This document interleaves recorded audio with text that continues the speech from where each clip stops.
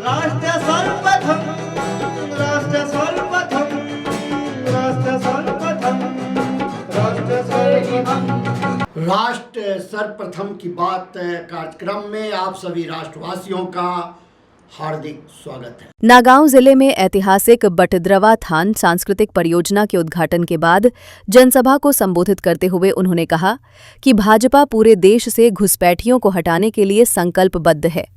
अमित शाह ने कहा कि महापुरुष श्रीमंत शंकरदेव की जन्मस्थली जैसे पवित्र स्थल पर बांग्लादेशी घुसपैठियों की मौजूदगी गलत थी, जिसे मुख्यमंत्री हिमंता बिस्वा सरमा के नेतृत्व में हटाया गया।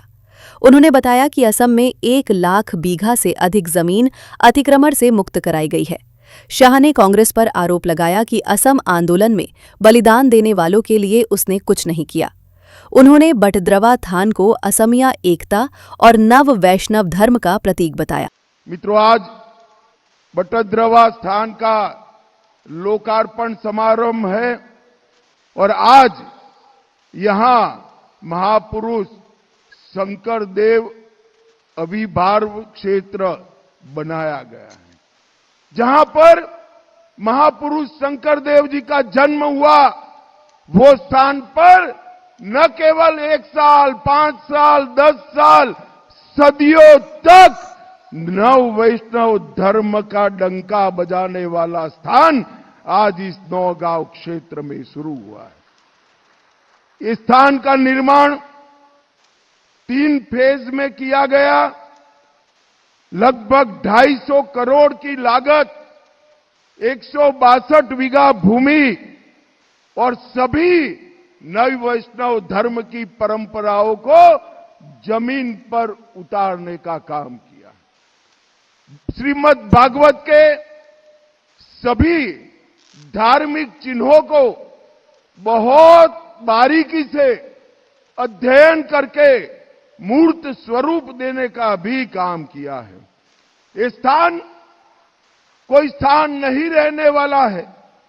500 वर्षों की विरासत से हमें जोड़ने वाला स्थान बन गया है। मित्रों, मेरे लिए सौभाग्य की बात है, यही स्थान पर 26 दिसंबर 2020 को इसका भूमि पूजन मेरे हाथों हुआ था और मैं असम सरकार का धन्यवादी हूं कि इसके उद्घाटन का सौभाग्य भी मुझे ही मिला है। ये मेरे लिए बहुत बड़ी बात है। श्रीमद शंकर देव ने नव वैष्णव धर्म की स्थापना कर पूरे पूर्वोत्तर में श्रीमद् भागवत को प्रस्थापित करने का काम किया। भागवत के बताए रास्तों पर ईश्वर की भक्ति करना, भागवत के बताए रास्तों पर अच्छा जीवन जीना और भागवत धर्म के अनुसार ही ये देश को अपनी मातृभूमि मानकर चलने का संदेश श्रीमद् शंकर देव ने दिया। ये पवित्र स्थान सिर्फ एक पूजा घर नहीं है, एक नामघर नहीं है, ये असमिया सद्भाव का जीवन प्रतीक। अहम, बोडो, मिसिंग, कार्बी, राभा, कोच, राजवंशी, ताई, चाय बागान में काम करने वाली जनजातियां, बंगाली भाषी, नेपाली समुदाय, सभी समुदाय यहां पर आकर महान नव वैष्णव धर्म को आगे बढ़ाने का काम करते हैं। इसलिए ये स्थान हमारी असम की साझा संस्कृति को आगे बढ़ाने वाला स्थान बनने वाला है और सामूहिक भक्ति का भी स्थान बनने। जो लोग भारत को तोड़ना चाहते हैं, उनको 500 साल पहले श्रीमद् शंकर देव ने एक भारत का संदेश देने का काम किया था, जिसको आज हमारे प्रधानमंत्री नरेंद्र मोदी जी आगे बढ़ा रहे हैं। हेमंत बिस्वा शर्मा जी को मैं बहुत मनपूर्वक बधाई देना चाहता हूं। इन्होंने इन पवित्र स्थान से घुसपैठियों को निकालकर फिर से नामघर की स्थापना करने का काम किया है। और मित्रों, ये अभियान पूरे असम के अंदर चला है। 1 लाख बीघा से ज्यादा भूमि घुसपैठियों से मुक्त कराई गई है। हमारा काजीरंगा का महान पार्क घुसपैठियों ने कब्जे किया था, वहां उनको भी खदेड़ने का काम आसाम सरकार ने हेमंत जी के नेतृत्व में किया है। मित्रों, आज मैं आपको कहकर चाहता हूं, एक और 5 साल भाजपा की झोली में आसाम सरकार डाल दो, पूरे आसाम को हम घुसपैठियों से मुक्त कराएंगे, घुसपैठियों से मुक्त कराएंगे। सांसद खेल स्पर्धा की तर्ज पर पहली बार गोरखपुर में विधायक खेल प्रतियोगिता का आयोजन किया गया। इस प्रतियोगिता में एथलेटिक्स, कबड्डी, वॉलीबॉल, जूडो और कुश्ती जैसी खेल स्पर्धाएं शामिल रहीं। रविवार को सांसद रवि किशन ने प्रतियोगिता का उद्घाटन किया, जबकि मुख्यमंत्री योगी आदित्यनाथ ने विजेता खिलाड़ियों को सम्मानित किया। इस अवसर पर सीएम योगी ने कहा कि अब कामकाजी लोगों के लिए भी खेल प्रतियोगिताएं आयोजित की जाएंगी।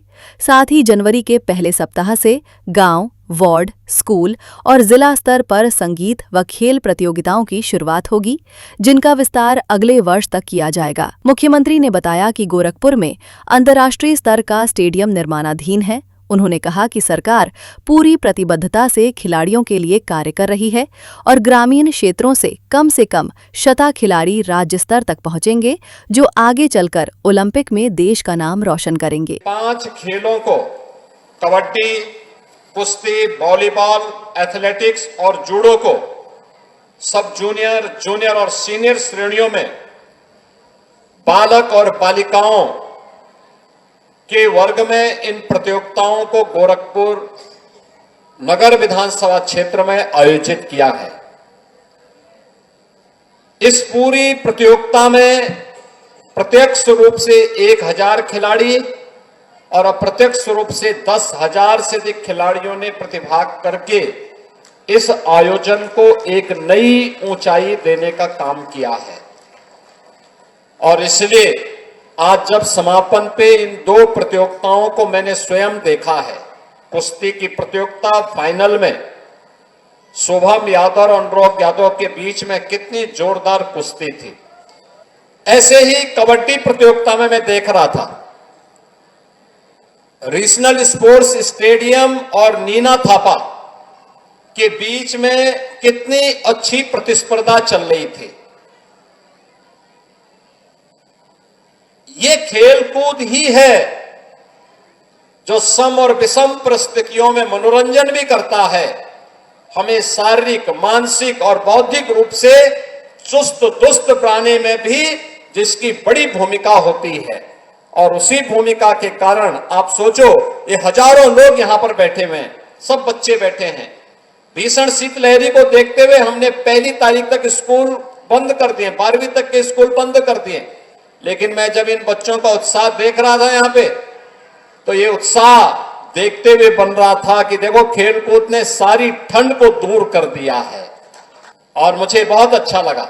लेकिन अगली बार से ये प्रतियोगिता पहले नगरीय क्षेत्र में हम 2 स्तर पर करेंगे, स्कूल स्तर पर भी और वार्ड स्तर पर भी। स्कूली बच्चों के लिए, चाहे वह बेसिक के हों, माध्यमिक के हों या उच्च शिक्षा के या विश्वविद्यालय के, इनकी 3 चरणों में 3 प्रकार की प्रतियोगिताएं, बालक और बालिकाओं में अलग अलग खेल की प्रतियोगिताओं को तो हम संपन्न करेंगे ही, संपन्न करने के साथ वार्ड स्तर पर भी कामकाजी लोगों के लिए और जो अवकाश प्राप्त हो चुके हैं उनके लिए भी कुछ खेल की प्रतियोगिताओं को हम आयोजित करेंगे। गोरखपुर में सांस्कृतिक कार्यक्रम के लिए भी हम लोगों ने कहा है, ये जनवरी प्रथम सप्ताह में प्रतियोगिता होगी, जिसमें कला की अलग अलग विधाओं के बारे में, गायन है, वादन है, नृत्य है, नाट्य है, इन सब की प्रतियोगिताएं आयोजित होंगी। और 11 से 13 जनवरी को जब गोरखपुर महोत्सव के आयोजन होंगे, तो मुख्य महोत्सव के कार्यक्रम में जो प्रतिभागी सर्वोच्च अंक प्राप्त करेंगे गायन, वादन, नृत्य, नाट्य में, उन्हें वहां पर सम्मानित करने का काम भी गोरखपुर महोत्सव के उस आयोजन में करेंगे। बहनों और भाइयों, आज खेल और खेलकूद की प्रतियोगिता के बारे में पिछले 11 वर्ष के अंदर भारी परिवर्तन हुआ है। ओलंपिक हो, एशियाड हो, कॉमनवेल्थ हो, वर्ल्ड चैंपियनशिप हो, इन सभी खेलकूद की प्रतियोगिताओं में इन प्रतिस्पर्धाओं की एक नई मांग और एक नई प्रतिस्पर्धा यहां पर खड़ी हो चुकी है। और इसी को ध्यान में रख करके सरकार ने तय किया कि हर गांव में एक खेल का मैदान होना चाहिए। देखिए, ये स्पोर्ट्स कॉलेज का कैंपस है, कितना भव्य स्टेडियम का निर्माण यहां पर भी हो रहा है। रीजनल स्पोर्ट्स स्टेडियम में भी पहली बार पक्का स्टेडियम बन रहा है। बहुत भव्य 63 करोड़ रुपए की लागत से स्टेडियम का निर्माण हम वहां पर करने जा रहे हैं। और गोरखपुर में बेलीपार के पास वहां पर भी हम लोग एक इंटरनेशनल स्टेडियम का निर्माण करने जा रहे हैं, जहां इंटरनेशनल स्पोर्ट्स की प्रतिस्पर्धा को आगे बढ़ा करके गोरखपुर और पूर्वी उत्तर प्रदेश के नौजवानों को खेल और खेलकूद की प्रतियोगिता में आगे बढ़ने का एक अवसर प्राप्त हो सके। हर विकास खंड स्तर पर मिनी स्टेडियम और जनपद स्तर पर बड़ा स्टेडियम बने। मेरठ में हॉकी के जादूगर मेजर ध्यानचंद के नाम पर उत्तर प्रदेश का स्पोर्ट्स यूनिवर्सिटी का सत्र प्रारंभ हो गया है और वहां पर बड़ा वर्ल्ड क्लास इंफ्रास्ट्रक्चर के साथ स्पोर्ट्स यूनिवर्सिटी का निर्माण भी वहां पर चल रहा है। मुझे बहुत अच्छा लगा आज एक कार्यक्रम यहां पर इतनी भव्यता के साथ, इतनी भीषण शीतलहरी के बावजूद भी यहां पर हो रहा है। मैं इस अवसर पर एक बार फिर से प्रतिभागी सभी खिलाड़ियों को हृदय से बधाई देता हूं। दिल्ली का फ्रेंड्स कॉलोनी औद्योगिक क्षेत्र पिछले 100 वर्षों से औद्योगिक विकास का साक्षी रहा है। वर्ष 1925 में जीटी रोड और रेलवे लाइन के बीच रणनीतिक स्थान पर 2-3 फैक्ट्रियों से इसकी शुरुआत हुई थी। 1953 में यहां फैक्ट्रियों को लाइसेंस मिलने की प्रक्रिया शुरू हुई और पहला लाइसेंस शाहदरा एल्यूमीनियम फैक्ट्री को मिला। यहीं से इसे औपचारिक रूप से फ्रेंड्स कॉलोनी औद्योगिक क्षेत्र के रूप में पहचान मिली। आज ये क्षेत्र 2000 से अधिक औद्योगिक इकाइयों का केंद्र बन चुका है। यहाँ बर्तन, बिजली के तार, एल्यूमीनियम और अन्य उत्पाद तैयार कर देश भर में भेजे जाते हैं। शताब्दी समारोह में मुख्यमंत्री रेखा गुप्ता सहित कई गणमान्य लोग शामिल हुए। आज यहाँ उपस्थित हमारे सभी फ्रेंड्स कॉलोनी इंडस्ट्रियल एरिया के औद्योगिक यूनिट चला रहे मेरे सभी व्यापारी भाई, सभी श्रमिक भाई जो यहाँ उपस्थित हैं, और आप सभी एसोसिएशन के पदाधिकारीगण जो लगातार इस इंडस्ट्रियल एरिया के नीतिगत फैसलों में, इसके मार्गदर्शन में, समस्याओं के समाधान में लगातार काम कर रहे हैं और एक दूसरे का हाथ पकड़ के चलते हुए आप सबने 100 वर्ष पूरे किए हैं। दिल की गहराई से आप सभी को मेरी ओर से बधाई, धन्यवाद। बंधुओं, एक इंडस्ट्री चलाना केवल अपने लिए व्यापार खड़ा करना और पैसा कमाना मात्र नहीं है। किसी भी इकोनॉमी को बूस्ट करने के लिए वहाँ का उद्योग जगत बहुत ही मजबूत होना जरूरी है, क्योंकि ना केवल आप देश की इकोनॉमी को आगे बढ़ाते हैं बल्कि रोजगार देते हैं। आज एक एक फैक्ट्री में न जाने कितने परिवार चल रहे होंगे, कितने परिवारों का पेट भर रहा होगा। इसलिए हर एक इंडस्ट्रियल यूनिट को मैं मानती हूँ वो भारत की नींव का पत्थर है, जहाँ पर भारत के विकास की नई इमारत खड़ी हो पा रही है। तो आप सबका ये जो सहयोग है, आप सबका ये जो काम है, ये बहुत बहुत महत्वपूर्ण है। और इसीलिए मैंने आज के इस कार्यक्रम में आना स्वीकार किया, क्योंकि मुझे स्वयं को ये लगता है कि उद्योग, व्यापार इसको देश में बढ़ाया जाना बहुत बहुत जरूरी है। और इसीलिए 10 महीने की हमारी सरकार ने उद्योग जगत से जुड़े हुए ऐसे बहुत सारे फैसलों को क्रियान्वित किया, निर्णय लिए, जो कि आपकी वर्षों की समस्याओं का समाधान करने के लिए बहुत जरूरी थे। हमने कोशिश की कि लाइसेंसिंग प्रक्रियाएं जितनी भी है उन सब का सरलीकरण करें, ताकि एक साधारण व्यक्ति भी जिस उद्योग में जाना चाहता है या जो चला रहा है उसको कतई सरकारी अफसरों से ना सरकारी महकमों से दिक्कत आए। पूरी तरीके से सरकार का दिशा निर्देश है कि लाइसेंसों के चक्कर में, परमिशंस के चक्कर में हमारे उद्योग जगत को कतई नहीं फंसाना है। और इसीलिए एक एक निर्णय पे बैठ के हर एक परमिशन को हमने सिंगल विंडो सिस्टम के माध्यम से कोशिश की है कि वो ठीक ठाक हो। हमने सरकार के बनते ही जो सबसे पहला निर्णय लिया वो लिया था व्यापार कल्याण बोर्ड का, यानी कि व्यापारियों के लिए आज तक दिल्ली में ऐसा कोई वेलफेयर बोर्ड नहीं था जिसके माध्यम से हमारे व्यापारी बंधु अपनी बात सरकार तक पहुंचा पाए। पहली बार दिल्ली में ऐसा हुआ कि व्यापारी कल्याण बोर्ड का गठन हुआ और जिसके माध्यम से आज दिल्ली के सभी व्यापार और उद्योग जगत से जुड़े हुए हमारे परिवार, भाई, यूनिट्स सभी जुड़ पाएंगे।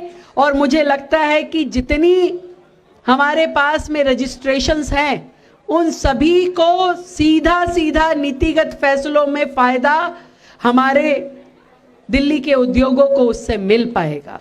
और इसी तरीके से जितने हमारे एमएसई के माइक्रो एवं स्मॉल एंटरप्राइजेस के लिए हमने कोलेटरल फ्री लोन की सुविधा भी शुरू की है। 10 करोड़ तक का लोन आपको कोलेटरल फ्री मिलेगा, ये सरकार की योजना है। हम चाहते हैं कि पूरी दिल्ली में एक सरल और डिजिटल प्रक्रियाएं अपनाई जाए, जिससे हर व्यापारी भाई को, हर औद्योगिक यूनिट को बहुत ही आसानी से सिंगल विंडो क्लियरेंस मिले और उसको टाइम बाउंड अप्रूवल्स के साथ में वो अपना काम कर सके। अभी समय है एक ब्रेक का, हम चलते हैं ब्रेक पर, आप कहीं जाए नहीं, छोटा सा break. Kamal Buildtech Private Limited, fulfilling promises. With our professional team and experience of delivering projects, in past we guarantee you peace of mind and top quality work in an affordable price. और अधिक खबरों के लिए आप हमारे YouTube channel दैनिक India दर्पण को अभी सब्सक्राइब करें और नोटिफिकेशन के लिए बेल आइकन को प्रेस करना ना भूलें। राष्ट्र सर्वप्रथम की बात कार्यक्रम में ब्रेक के बाद एक बार फिर आप सभी राष्ट्रवासियों का स्वागत। चमोली जिले के गौचर में किसान दिवस के अवसर पर राज्य स्तरीय कृषि मेले का शुभारंभ किया गया।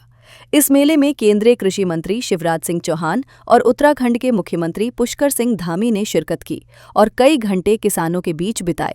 मेले का उद्देश्य किसानों को आधुनिक तकनीक, परंपरागत खेती और पहाड़ी उत्पादों से जोड़ना है। केंद्रीय मंत्री शिवराज सिंह चौहान ने स्वयं चक्की चलाकर और दूध बिलोकर किसानों की मेहनत को नजदीक से महसूस किया। मेले में सीढ़ीनुमा खेती, बागवानी, बद्री गाय आधारित पशुपालन, ट्राउट मछली पालन और कीवी उत्पादन के मॉडल आकर्षण का केंद्र बने हैं। ये मेला पहाड़ी किसानों के लिए नई तकनीक सीखने और अपनी आय बढ़ाने का अवसर प्रदान कर रहा है। आज जब मैं यहाँ आया तो मैं मुख्यमंत्री जी का हृदय से अभिनंदन करता हूँ। विकास की ललक, विकास की तड़प मैंने सदैव पुष्कर धामी जी के सीने में देखी है। 2400 घंटे केवल एक ही लक्ष्य, एक ही ध्येय, एक ही उद्देश्य, कैसे उत्तराखंड आगे बढ़े, कैसे यहाँ के किसानों का कल्याण हो और मेरी बहनों, हमारी ये बहनें कैसे लखपति दीदी बने। आज मैं इस अवसर पर उत्तराखंड के किसान भाइयों से कहना चाहता हूँ, मुख्यमंत्री जी भरपूर प्रयत्न कर रहे हैं। प्रधानमंत्री जी के नेतृत्व में केंद्र सरकार भी कोई कसर नहीं छोड़ेगी। मेरे किसान भाइयों, आज ही आपने देखा हमने अपने उन किसान भाइयों के जिनकी मौसम की विपरीत परिस्थितियों के कारण फसलें खराब हुई है, उनके खाते में 65 करोड़ रुपए से ज्यादा की राशि डाली है और इस साल, अकेले इस साल 500 करोड़ रुपए से ज्यादा की राशि डाली जा चुकी है। भगवान न करे कभी प्राकृतिक आपदा आए, लेकिन दिन और रात मेहनत करता है किसान, खून पसीना एक करता है। और उत्तराखंड की धरती पर तो खेती करना कितना कठिन है, मैं अपनी आंखों से देख के आया हूं। यहाँ के सीढ़ीदार खेत, उन पर चढ़ना, वहां हल चलाना, वहां मशीन चलाना, वहां दिनों रात खेती करना। और भाई तो करते हैं, लेकिन भाइयों से ज्यादा मेरी बहनें मेहनत करती है। इन बहनों को मैं प्रणाम करता हूं। और ऐसी परिस्थितियों में जब उत्तराखंड में खेती का आकार, जमीन कम हो रही है, तब आपने उत्पादन बढ़ाने का चमत्कार किया है, उत्पादन बढ़ाने का चमत्कार किया है। आज मैं कृषि मंत्री भारत सरकार के रूप में आपको यह कहने आया हूं कि यहाँ के जो फ्रूट्स है उनमें और प्रगति विकास की, अलग अलग तरह के फ्रूट्स को और लाने की, उनका उत्पादन बढ़ाने की असीम संभावनाएं हैं। और इसलिए मेरे उत्तराखंड के किसान भाइयों, एक क्लीन प्लांट सेंटर, क्योंकि अगर फलदार पेड़ चाहिए तो फलों के पेड़ अच्छे बागवानी के लिए, बगीचों के लिए आपको अच्छे पेड़ चाहिए, अच्छी वैरायटी के पौधे चाहिए जिनमें अच्छे फल लग सके। उत्तराखंड के किसान भाइयों, 100 करोड़ रुपए की लागत से एक क्लीन प्लांट सेंटर उत्तराखंड में स्थापित किया जाएगा। ये फैसला हमने किया है और इसको हम ICR CITH के क्षेत्रीय स्टेशन मुक्तेश्वर में माननीय मुख्यमंत्री जी आपके सहमति और आपके प्रयत्नों से हम स्थापित करने का काम करेंगे। चाहे कीवी हो, चाहे सेब हो, चाहे माल्टा हो, नींबू वर्गीय फल हो, अलग अलग तरह के फल के अच्छे पौधे आपको उपलब्ध करवाए जाएंगे। और थोड़े मोरे नहीं, लाखों पौधे, आपको जितने पौधे चाहिए क्लीन प्लांट की उपलब्धता की जाएगी। मैं आज इस संकल्प के साथ उत्तराखंड की धरती से जाऊंगा कि बागवानी के मामले में, फ्रूट और वेजिटेबल के मामले में उत्तराखंड को हम देश की राजधानी बना देंगे और दुनिया में इस पहचान को ले जाने का काम करेंगे। काशीपुर में 40 एकड़ भूमि पर अरोमा प्रभुभूमि उद्योग को बढ़ावा देने के लिए 300 करोड़ रुपए की लागत से अरोमा पार्क भी विकसित कर रहे हैं। यही नहीं, आज अभी हाउस ऑफ हिमालयाज ब्रांड के माध्यम से राज्य के मिलेट, कृषि के उत्पाद और हमारी महिलाओं के द्वारा, मातृशक्ति के द्वारा बनाए गए उत्पादों को आज विभिन्न स्थानों तक पहुंचाया जा रहा है। विपणन के अनेक अवसर प्रदान हो रहे हैं। हमारे इन्हीं प्रयासों का परिणाम है किसानों की आय में वृद्धि करने में भी देश भर में हमको पहला स्थान प्राप्त हुआ है। आज हमारे निर्णयों से हमारे प्रतिपक्ष के लोग, विपक्षी दल भी परेशान है, क्योंकि जितना हम आज देश और प्रदेश में कृषि के क्षेत्र में काम कर रहे हैं, उसके बाद उनको हमारी आलोचना करने के लिए कोई सच्चे मुद्दे नहीं मिल रहे हैं। आज के अवसर पर मैं आप सभी किसान भाई बहनों से आह्वान करना चाहता हूं कि आधुनिक तकनीकी, वैज्ञानिक कृषि पद्धतियों और सरकार की जन कल्याणकारी योजनाओं का अधिकतम लाभ उठाएं और आदरणीय प्रधानमंत्री जी के 2047 तक विकसित राष्ट्र बनाने के विकल्प रहित संकल्प को साकार करने में अपनी सशक्त भूमिका निभाएं।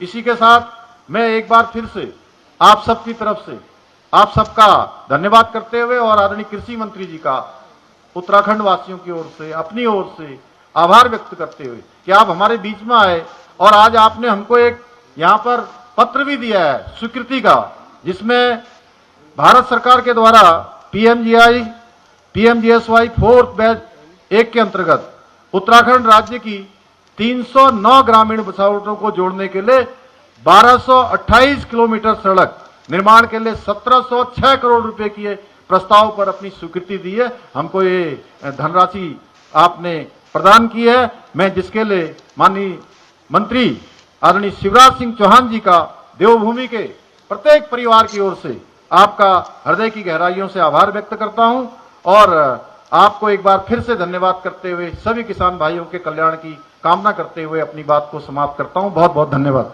डोकरा में आयोजित सामुदायिक भवन भूमि पूजन कार्यक्रम में मुख्यमंत्री विष्णुदेव साय मुख्य अतिथि के रूप में शामिल हुए, जहां उन्होंने विधिवत पूजा अर्चना कर भूमि पूजन संपन्न कराया। इस अवसर पर बड़ी संख्या में ग्रामीण, जनप्रतिनिधि और सामाजिक संगठनों के पदाधिकारी उपस्थित रहे, जिन्होंने पारंपरिक तरीके से अतिथियों का स्वागत किया। सामुदायिक भवन के निर्माण से ग्राम दोकड़ा में सामाजिक, सांस्कृतिक और सामुदायिक कार्यक्रमों के लिए एक सुव्यवस्थित मंच उपलब्ध होगा। कार्यक्रम को संबोधित करते हुए मुख्यमंत्री ने जशपुर एवं आसपास के आदिवासी अंचल में बुनियादी ढांचे और सुविधाओं के विस्तार के प्रति सरकार की प्रतिबद्धता दोहराई।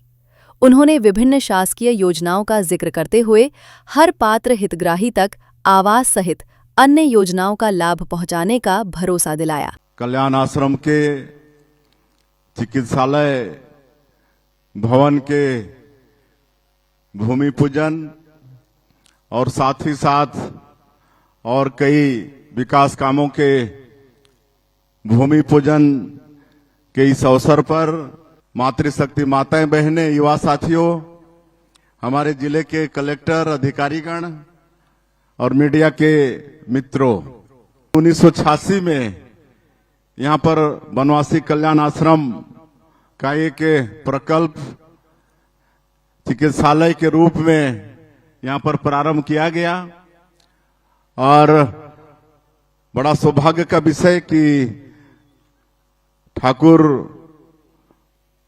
महादेव सिंह और उनके परिवार के द्वारा उनकी धर्मपत्नी लक्ष्मी देवी, जिनके पुत्र आज पुरुषोत्तम सिंह ठाकुर हैं, जिनका हम लोग सम्मान किए हैं, उनका एक यहाँ पर भवन था।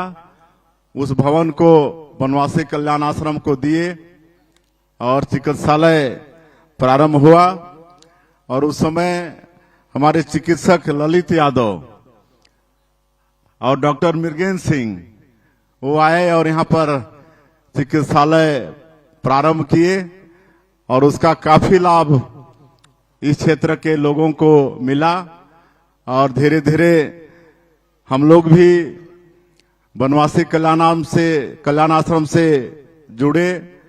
हम लोग कल्याण आश्रम के कार्यकर्ता के रूप में ही अपना कार्यक्रम सेवा का शुरू किए और आज सौभाग्य है हमारे विशेषकर जनजातीय समाज का कि पूरे देश में आज 12 करोड़ से ज्यादा संख्या होगी और सभी जगह कहीं ऐसा नहीं है कि वनवासी कल्याण आश्रम की पहुंच नहीं है।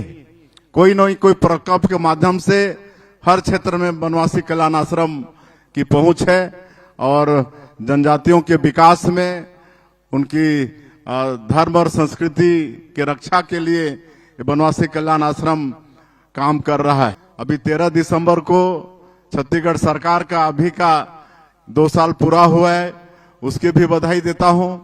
वनवासी कल्याण आश्रम की भी स्थापना दिवस अभी 26 दिसंबर को मनाए हैं, उसके भी आप सब लोगों को शुभकामनाएं। हमारे छत्तीसगढ़ के विकास में जो एक बहुत बड़ा बाधा था नक्सलवाद का, आप सब लोग देख रहे हैं कि 2 साल में हमारे जवान बहुत साहस के साथ नक्सलवाद के खिलाफ में भी लड़ाई लड़ रहे हैं और करीब करीब अब बिल्कुल समाप्ति की ओर है नक्सलवाद। और हमारे प्रधानमंत्री जी और हमारे गृह मंत्री जी संकल्प ले लिए हैं कि आने वाला साल 31 मार्च 2026 तक पूरे देश से नक्सलवाद को समाप्त कर देंगे। और उनका ये संकल्प अवश्य पूरा होगा तो हमारा जो बस्तर क्षेत्र भी है वो भी पूरा जनजाति बाहुल क्षेत्र है और बस्तर क्षेत्र इतना बड़ा है कि वो केरल प्रदेश से बड़ा है, तो वहां भी विकास की गंगा बहेगी। अभी तक 400 गांव में हम लोग सड़क, बिजली, पानी सब कुछ वहां पर पहुंचा चुके हैं। नियत नीलानार योजना चला रहे हैं, लगातार सुरक्षा कैंप खोल रहे हैं और आप सब लोगों को भी समाचार मिल ही जाता है कि जितने बड़े बड़े जो माओवाद हिड़मा जैसे थे सारे न्यूट्रलाइज हो गए हैं और अब बिल्कुल समाप्ति की ओर है। तो उस क्षेत्र में भी जो वर्षों से विकास से वंचित थे वहां भी विकास की गंगा बहेगी। तो इस तरह से पूरे छत्तीसगढ़ को हम लोगों को एक विकसित छत्तीसगढ़ के रूप में खड़ा करना है। आप सब लोगों का बहुत बहुत धन्यवाद करते हुए और आप अभिनंदन करते हुए मैं अपनी बात समाप्त करता हूं। और अधिक खबरों के लिए आप हमारे YouTube चैनल दैनिक इंडिया दर्पण को अभी सब्सक्राइब करें और नोटिफिकेशन के लिए बेल आइकन को प्रेस करना ना भूलें। आज हम इस कार्यक्रम में आपसे विदा लेते हैं। आप अन्य खबरों के लिए बने रहे। राष्ट्र सर्वप्रथम, वंदे मातरम, जाग उठा है भारत। राष्ट्र सर्वप्रथम, राष्ट्र सर्वप्रथम। ही हम